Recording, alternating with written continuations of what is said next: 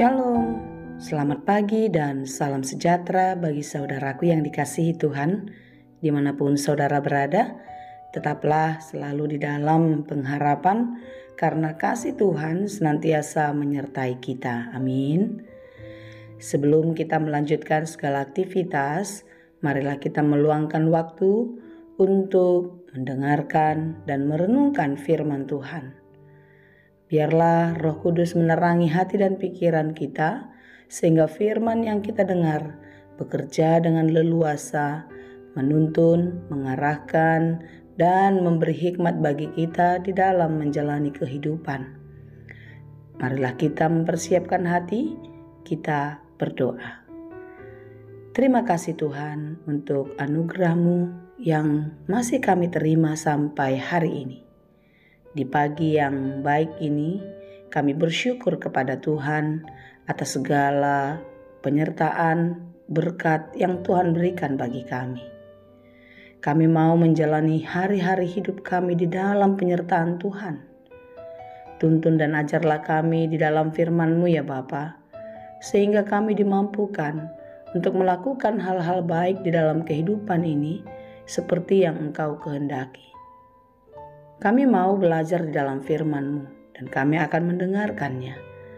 Kiranya Tuhan membuka hati dan pikiran kami sehingga kami boleh menerima firman Tuhan dengan baik dan memakainya di dalam kehidupan kami dengan baik untuk melakukan banyak hal-hal baik seperti yang Engkau kehendaki.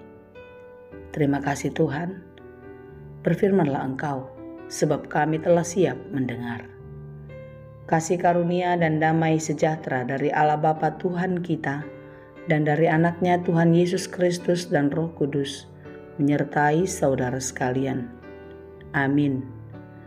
Firman Tuhan untuk kita pada hari ini yang ditetapkan menurut Almanak HKBP Selasa 21 Maret 2023 tertulis dalam kitab 1 Yohanes 3 ayat 24.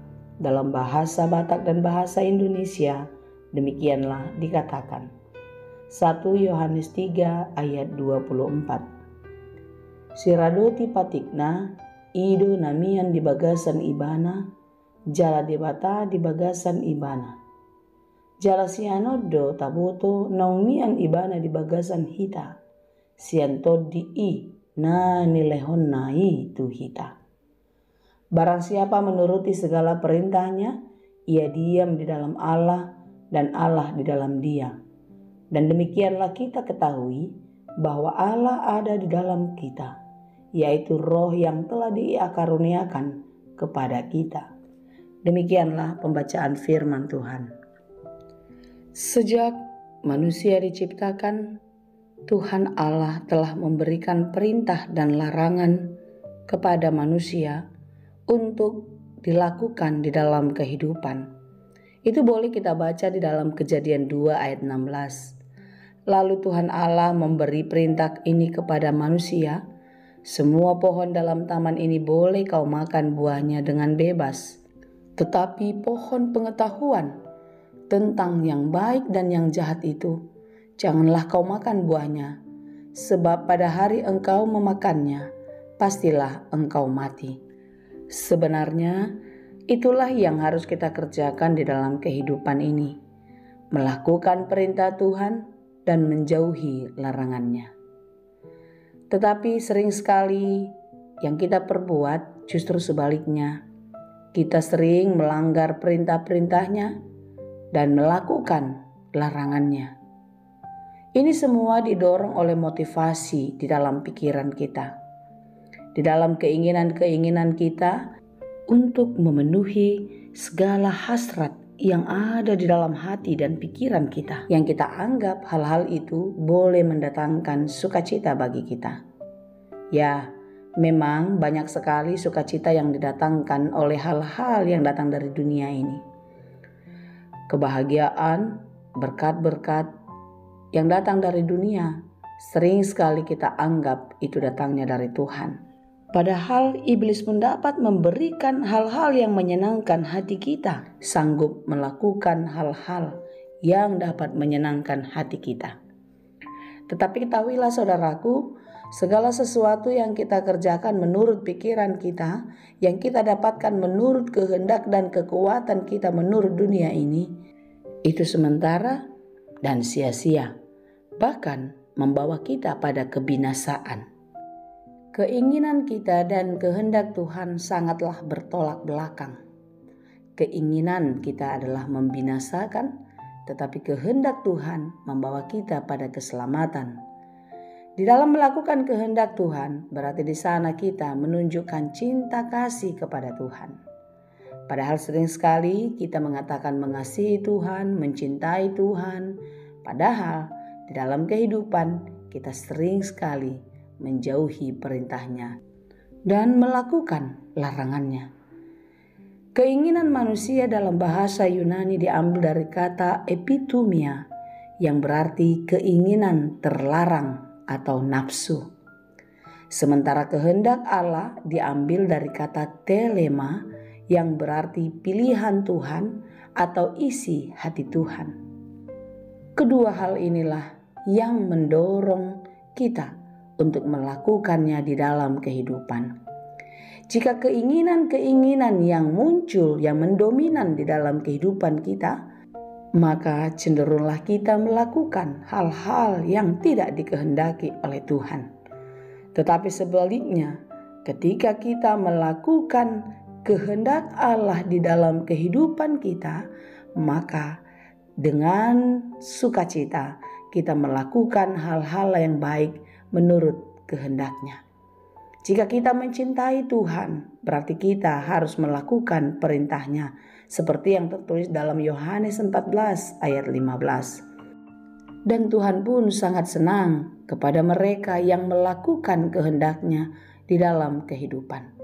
Jangan lagi kita bergelut dengan kenikmatan dunia, karena dunia ini akan berlalu, karena dunia ini hanya sementara.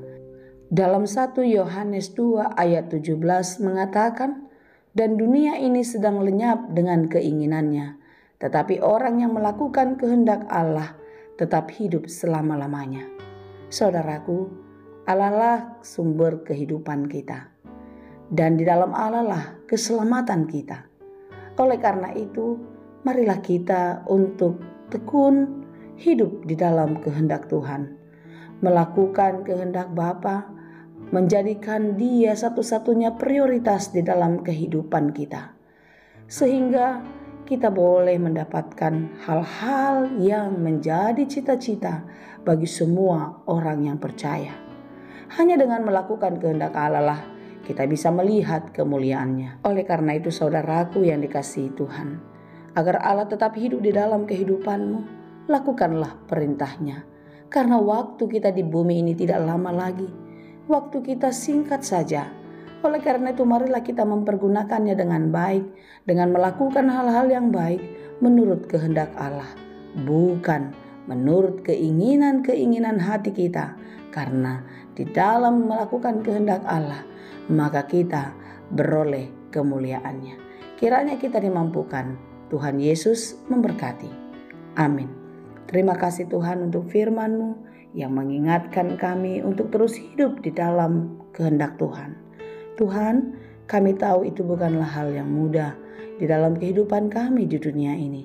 Banyak sekali hal-hal yang mendorong hati kami untuk melakukan yang tidak berkenan kepadamu. Mampukanlah kami Tuhan, berikan kami kekuatan untuk terus teguh di dalam iman kepadamu, sehingga kami terus melakukan hal yang baik seperti yang Engkau kehendaki. Berkatilah firman-Mu setiap hari yang kami dengar, yang kami baca, sehingga firman-Mu boleh bertumbuh dan berbuah dalam hidup kami, dan kami dimampukan menikmati dan menjalani kehidupan ini di dalam firman yang daripada-Mu. Tuhan, apapun yang kami kerjakan hari ini, kami mau menyerahkan seluruhnya ke dalam tangan pengasihan-Mu. Engkaulah yang menolong, Engkaulah yang memberkati kami. Mampukan kami untuk melakukan semuanya dengan baik, agar Engkau kami permuliakan. Terima kasih Bapa. Dalam Yesus kami berdoa. Anugerah Tuhan kita Yesus Kristus, kasih karunia Allah Bapa, dan persekutuan Roh Kudus, itulah kiranya yang menyertai dan memberkati kamu sekalian. Amin.